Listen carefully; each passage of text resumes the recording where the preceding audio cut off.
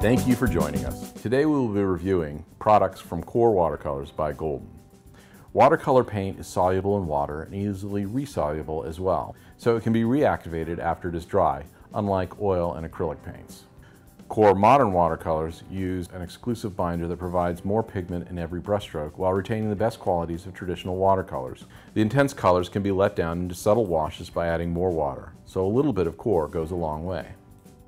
We're going to wet a piece of watercolor paper.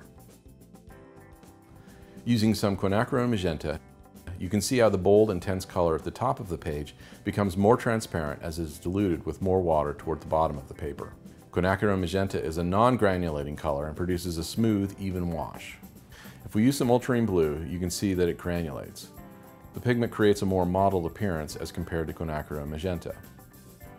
Qor watercolors include 3 unique grounds for allowing artists to move watercolors beyond traditional surfaces.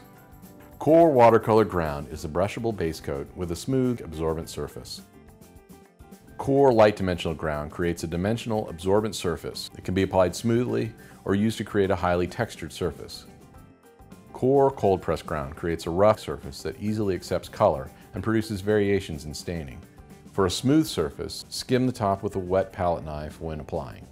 We have dry samples of each of the 3 Qor grounds as well as a piece of watercolor paper. We're going to wet the bottom half of each. Painting each substrate with Indian yellow and ultramarine blue, notice how the paint reacts differently on each surface, and how it bleeds and blooms differently when applied to wet versus dry areas. Now we'll go back to the first board we created and show you how to get a chromatic gray using Qor ultramarine blue and burnt umber. Wet the remaining third of the paper and then, starting at the top, create a wash with ultramarine blue, working down to the middle of the page. We'll do the same with the burnt umber, starting at the bottom and working up. The resulting mixture in the middle creates a wonderful chromatic gray. Chromatic grays are always made from a mixture of colors rather than simply black, and as a result can be much more vibrant and interesting. The last product we're going to look at is Lift Aid. In this case, Lift Aid has been applied to half of a piece of watercolor paper and allowed to dry. Then various Qor colors have been applied over both the coated and uncoated sections of the paper. See how the colors applied over the top of Lift Aid are more easily removed. Colors applied over Lift Aid can be more completely removed from the paper than the same colors applied without Lift Aid. Many artists like to squeeze 2 watercolors into a palette or empty pans and allow them to dry.